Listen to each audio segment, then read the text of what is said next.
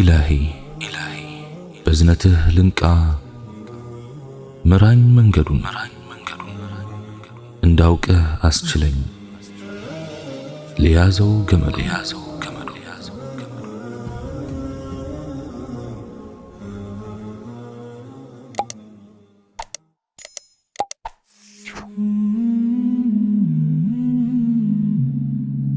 السلام عليكم ورحمة الله تعالى وبركاته ልባችን የሰውነት ክፍላችን ሁሉ መሰረት ነው። ከትንሽ እስከ ትልቅ ያለው እያንዳንዱ የሰውነት ክፍላችን የሱን እገዛ ይፈልጋል። ሌላው ቀርቶ የሰውነት ክፍላችን ዋና ማዘዣ ጣቢያ ነው የሚባለው አንጎላችን እንኳን በልብ አማካይነት የሚደርሰው ደም ከተቋረጠበት በአራት ደቂቃዎች ውስጥ ይሞታል። የሚገርመው አብዛኛው ከልብ የሚነሳው ደም የሚፈሰው ወደ እርሱ ነው። ልብ ራሱን ችሎ የቆመ የእጅ ጭብጥ ያህል መጠን ያለው ደረት ውስጥ የሚገኝ የሰውነት ክፍላችን ነው። ፊዚካላዊ ተግባሩ ወደ ተለያዩ የሰውነት ክፍሎች ደም መርጨት ነው። የሰው ልጅ ልብ በአማካይ በደቂቃ ውስጥ 70 ጊዜ ያህል ይመታል። በዚህ አጭር ጊዜ ውስጥ እስከ 5 ሊትር ያህል ደም መርጨት ይችላል። ልብ የሰው ልጅ በሕይወት እስካለ ድረስ ስራውን የማያቆም ብቸኛው የሰው ልጅ የሰውነት ክፍል ነው። ልብ አንድም ተቀናቃኝ የሌለው የሰውነታችን ትልቁ አንቀሳቃሽ ዋና ሞተር ነው።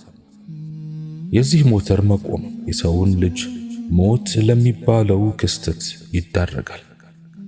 ይህም ልክ ጄኔሬተሩ እንደጠፋ አምፖል ማለት ነው።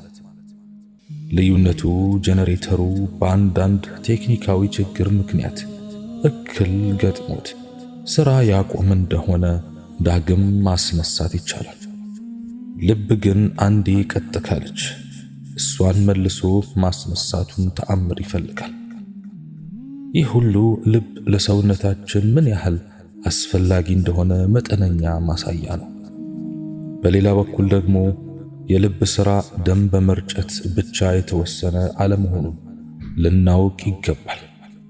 ሞተሩንም ለጉልበት ስራዎች ብቻ አይደለም፣ ከእምነት እስከ ክህደት፣ ከአመለካከት እስከ ሐሳብ፣ ከፍቅር እስከ ጥላቻ የነገሮች ሁሉ መቋጠሪያና መያዣ መነሻና መድረሻ ቦታ ልብ ነው። ከዚህም በመነሳት ልባችን የሰውነት ክፍላችን ሁሉ መሪ ነው ማለት እንችላለን። ልብን በዋነኛነት በሁለት መክፈል እንችላለን፣ መጥፎና ጥሩ አሊያም ከሃዲና አማኝ ልብ በማለት። መጥፎ የሚባለው ልብ አላህን የካደና በመጥፎ ወንጀሎችም ላይ የተሰማራው ነው። ጥሩ የሚባለው ደግሞ በአላህ ሱብሓነሁ ወተዓላ ያመነና በመልካም ስራዎች ላይ የተሰማራ ነው።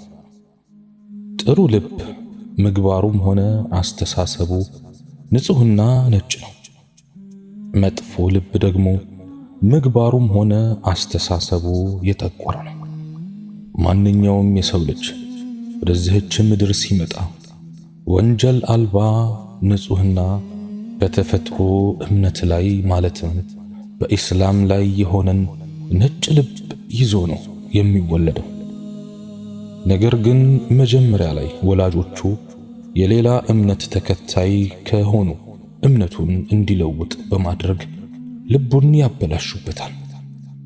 ኋላ ላይ ደግሞ የሰው ልጅ ራሱ በገዛ እጁ አላህን ሱብሓነሁ ወተዓላ በመካድም ሆነ ሌሎች አላህ ሱብሓነሁ ወተዓላ የከለከላቸውን ወንጀሎች በመዳፈር ልቡን ሊያጠቁር ይችላል።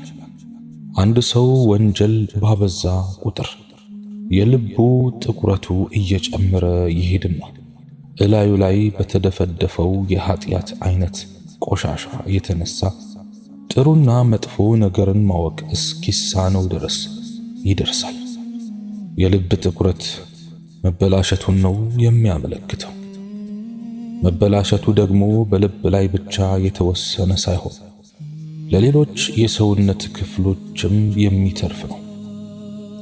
አላህ መልእክተኛ ሰለላሁ ዐለይሂ ወሰለም ስለዚህ ጉዳይ ሲያስጠነቅቁን እንዲህ ብለዋል። አዋጅ! በሰውነት ውስጥ ቁራጭ ስጋ አለች። በእርግጥ እርሷ ከተስተካከለች ሰውነት ሁሉ ይስተካከላል። በእርግጥ ከተበላሸችም ሰውነት ሁሉ ይበላሻል። እሷም ልብ ናት። ልብ ከዚህም ሌላ የሰው ልጅ በምድራዊ ሕይወቱ ደስተኛ ሆኖ ይኖር ዘንድ የሚጫወተው ሚና ቀላል አይደለም። ይህም የደስታ ሕይወት የሚገኘው ትክክለኛው የአላህን ሱብሓነሁ ወተዓላ ጎዳና በማወቅና በመከተል ነው። አላህ ሱብሓነሁ ወተዓላ ቀልባቸው ይስተካከል ዘንድ በተለያዩ ጊዜያት በርካታ መልእክተኞቹን ወደ ሰው ልጆች ልከዋል። የአላህን መልእክተኛ ዓለይሂ ሰላቱ ወሰላም ጨምሮ ቀደምት ነቢያት ሁሉ የሰውን ልብ መጥፎ ከተባሉ ባህሪያት ሁሉ ለማጽዳት ብዙ ለፍተዋል፣ ደክመዋል። በአላህ ከማጋራት፣ ከጥላቻ፣ ከክህደት፣ ከዘረኝነት፣ ከመሐይምነት፣ ከምቀኝነትና ከሌሎች እኩይ ባህሪያት የጸዳ ጥሩ ማህበረሰብ መገንባት የሚቻለው ንጹህ ልቦናዎች ሲኖሩ ነው። የሚዋደድ፣ የሚፋቀር፣ የሚተሳሰብ፣ የሚተዛዘንና ለአንድነቱ የሚጨነቅ ህዝብ መፍጠር የሚቻለው በአላህ ፍራቻ የታነጸ ንጹህ ልብ ሲኖር ነው። የአላህ ፍራቻ ምንጩ ደግሞ ልብ ነው። የአላህ መልእክተኛ ዓለይሂ ሰላቱ ወሰላም እንዲህ ብለዋል። አትመቅኛኙ፣ አትጨራረቱ፣ አትጠላሉ፣ ጀርባ አትሰጣጡ፣ አንዳችሁ በሌላው ገበያ ላይ አይሽጥ፣ ወንድማማቾች የአላህ ባሮች ሆኑ። ሙስሊም የሙስሊም ወንድም ነው፣ አይበድለውም፣ አያዋርደውም፣ አይንቀውም። ወደ ደረታቸው ወይም ልባቸው 3 ጊዜ እያመላከቱ ተቅዋ ወይም የአላህ ፍራቻ እዚህ ነው። አቡ ሁረይራ ረዲየላሁ ዐንሁ በዘገቡት ሐዲስ የአላህ መልእክተኛ ሰለላሁ ዐለይሂ ወሰለም አላህ ወደ ፊታችሁና ቅርጻችሁ አይመለከትም፣ ነገር ግን ወደ ቀልቦቻችሁና ወደ ሥራዎቻችሁ ነው የሚመለከተው ብለዋል። ከዚህም በተጨማሪ አላህ ሱብሓነሁ ወተዓላ የነገን የትንሣኤ ቀን ስኬትን ከንጹህ ቀልብ ጋር አያይዞታል እንዲህ በማለት አዑዙ ቢላሂ ሚነ ሸይጣን ረጂም የውመ ላ የንፈዑ ማሉን ወላ በኑን ኢላ መን አተ አላህ ቢቀልቢን ሰሊም። ገንዘቡም ልጆቹም በማይጠቅሙበት ቀን ወደ አላህ በንጹህ ልብ የመጣ ሰው ቢሆን እንጂ። ሱረቱ ሹዓራ አንቀጽ 88 እስከ 89። ዑለማዎች እንዳሉት ሰሊም ቀልብ ማለት በአላህ ከማጋራት፣ ከጥላቻ፣ ከምቀኝነትና ከመሳሰሉት መጥፎና አጠራጣሪ ነገሮች የጸዳ ነው። ሶሐቦችና ቀደምት ሰለፎች ለቀልባቸው ጽዳት እጅጉን ይጨነቁ ነበር። ኢያስ ኢብኑ ሙዓዊያ ስለ ባህሪያቸው ሲናገር በእነርሱ ዘንድ በላጩ ሰው ልቡ ንጹህ የሆነውና ከሐሜት የታቀበው ነው ብለዋል። ሱፊያን ኢብኑ ዲናር ከቀደምት ሰለፎች መካከል አንዱ ለሆነው ለአቢ በሺር ስለ ቀደሙት ሰዎች ሥራዎች ምን እንደሚሰሩ ንገረኝ እስቲ በማለት ጠየቀው። እርሱም ትንሽ ይሰራሉ፣ ነገር ግን ብዙ ምንዳ ያገኛሉ አለው። ይህ እንዴት ሊሆን ቻለ በማለት ጠየቀው። አቢ በሺርም ልባቸው ንጹህ በመሆኑ ነው በማለት መለሰለት።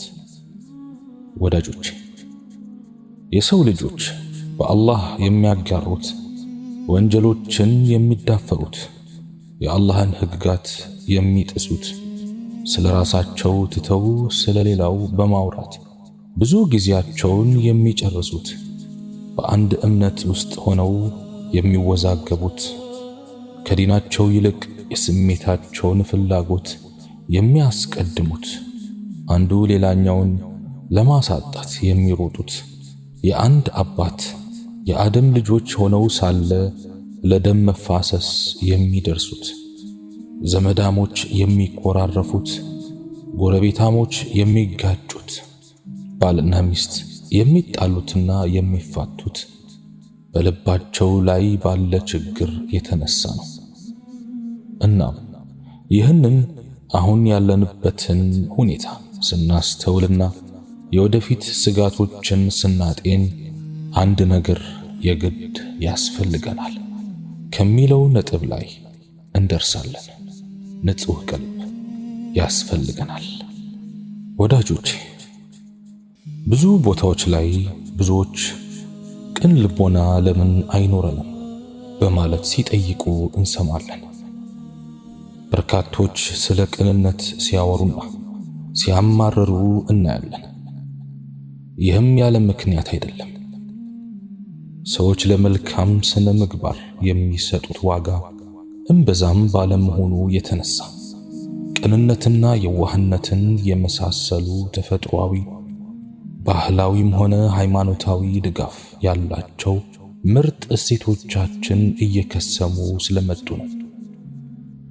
ወዳጆቼ የሙስሊሙን ኡማ ለማጠናከርና በመካከሉም ፍቅርን ለማንገስ ብሎም ዲኑን ሳይሸራረፍ ለቀጣዩ ትውልድ ለማስተላለፍ ብዙ ነገር ያስፈልገናል።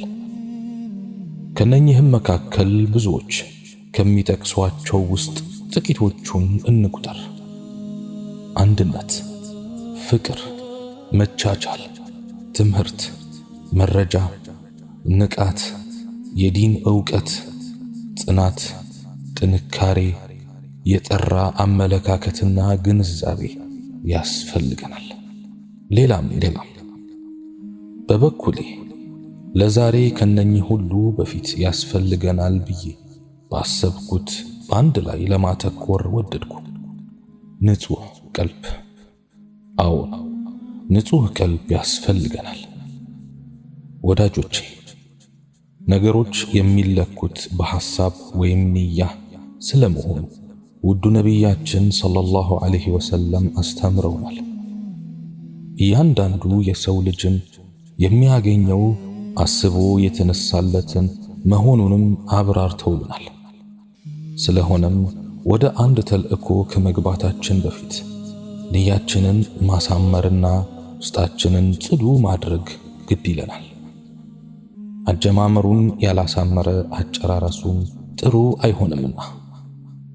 ለዚህም ነው መንደርደሩን ያላሳመረ አውሮፕላን ሲከሰከስ አነሳሱን ያበላሸ አትሌት ከውድድሩ ውጭ ሲደረግ የምንመለከተው። የሰው ልጅ ጥረትም እንደዚሁ ነው። በልቡ ቋጥሮ የተነሳለት ነገር ፍሬው ነው። ወዳጆቼ ተያይዞ ለመጓዝ ከሙስሊሙም ሆነ ሙስሊም ካልሆነው ማህበረሰብ ጋር ተግባብቶ ለመኖርና ወደፊት ለመራመድ ብሎም በዚህ ዓለምም ሆነ በመጪው ዓለም ስኬትን ለመጎናጸፍ ከሁሉም በላይ ንጹህ ልብ ያስፈልገናል።